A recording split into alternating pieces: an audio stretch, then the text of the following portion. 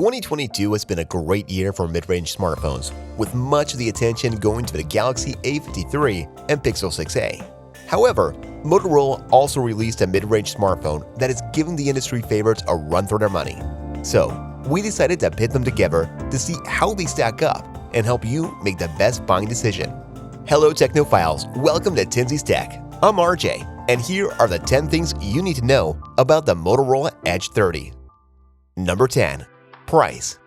Arguably, the most important aspect of a mid-range phone is price.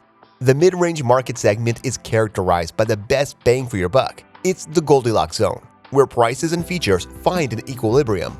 The Motorola Edge 30 is an entry-level phone in the Motorola Edge 30 series. It retails for $400, which makes it a full 20% cheaper than the more popular Galaxy A53 and Pixel 6a, each at $450.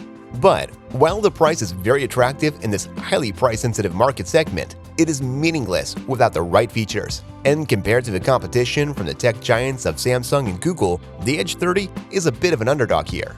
But for now, I'll give it the W. Number 9. Cameras. After the price, the next thing most people want to know about are the cameras. Samsung and Google have their camera game on lock. Pixels in particular have a reputation for arguably having the best cameras each year. And Samsung has been pretty good about getting flagship camera features into non-flagship phones. But Motorola really makes an impressive showing here by packing not one but two 50-megapixel cameras, one standard wide and one ultra-wide, as well as a depth sensor. The A53 technically has better resolution at 64 megapixels on the standard wide, but then drops down to only 12 megapixels on the ultra-wide and 5 megapixels on a macro. And the Pixel pretty much just phones it in with only two 12-megapixel sensors and no depth sensor. But megapixels don't tell the whole story. So when it comes to picture quality, the camera is very good, with some decent low-light performance.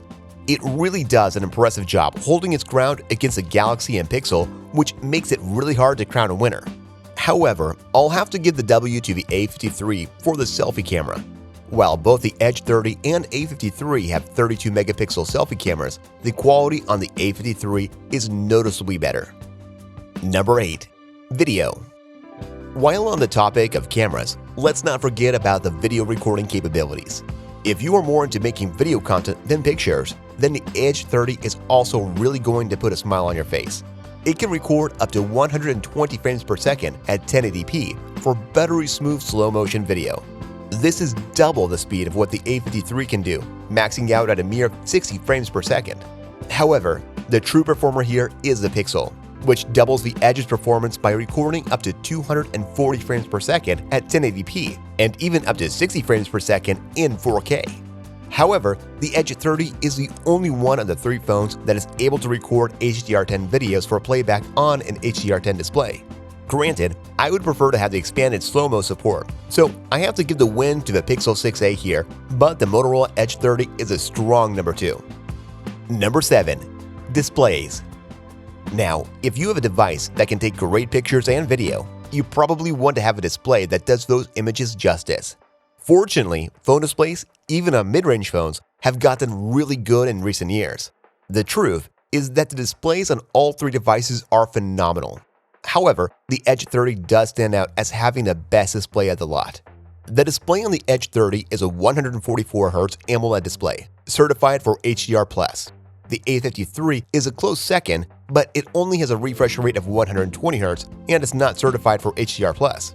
Finally, the Pixel 6a comes in with a crisp 90Hz OLED certified HDR. Like I said, none of these displays are bad, and they all have the same resolution, but the Edge 30 still takes a W here. Number 6. Protection. Of course, when you drop a couple Benjamins on a new phone, you want to make sure that it isn't going to disintegrate into a fine dust while going about your daily routine. Fortunately, smartphones have also made massive progress in this area in the past decade, with really impressive glasses and waterproofing, so you don't have to worry about your phone screen getting scratched and cracked. However, the Edge 30 fails to keep up with what we would come to expect from even a mid-range phone in 2022. First of all, the screen is protected by Gorilla Glass 3.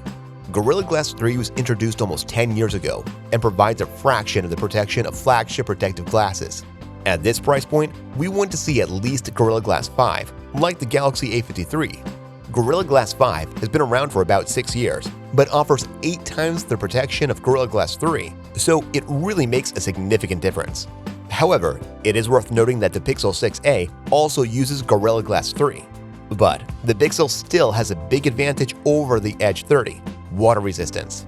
It has a water resistance rating of IP67, allowing it to be submerged in water for 30 minutes.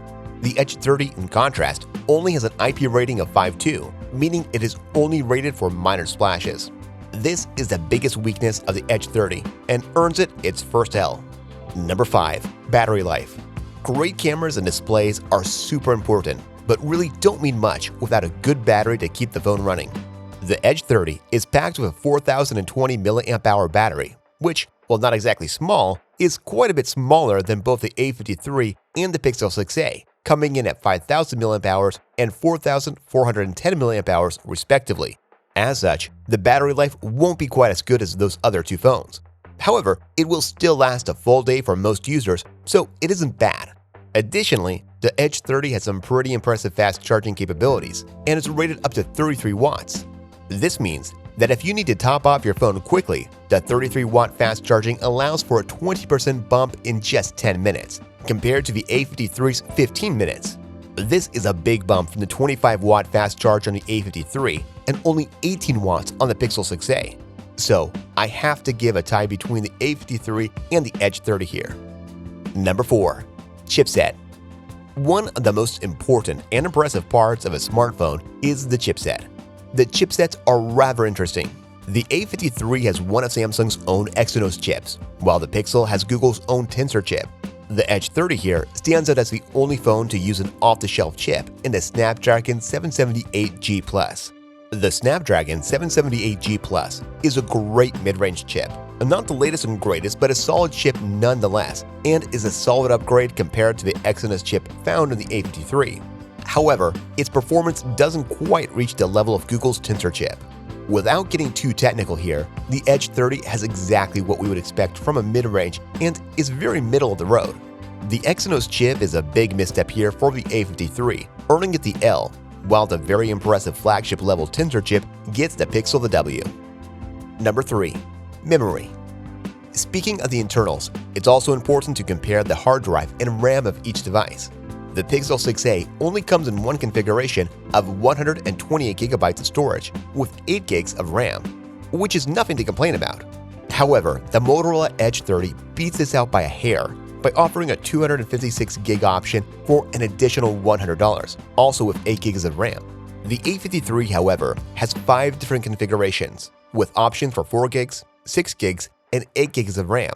But the only one available in the US market is the same 8 GB RAM with 128 GB of storage. Other markets will have additional options. But I have to give the W to the A53 here because, unlike the Motorola or Pixel, it has expandable memory. Number 2. Connectivity. Of course, all three phones have 5G connectivity, but what I found really surprising were the Wi-Fi and Bluetooth standards used in each device. The Edge 30 is equipped with the latest and greatest Wi-Fi 6E. This is an even more advanced standard than what comes on the iPhone 14 Pro Max. This is great for future-proofing and gaming over Wi-Fi.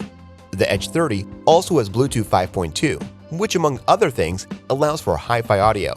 This was a feature that wasn't even available on a $1,200 iPhone just 1 year ago.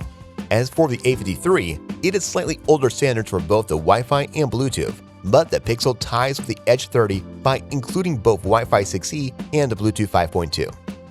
Number 1. Size.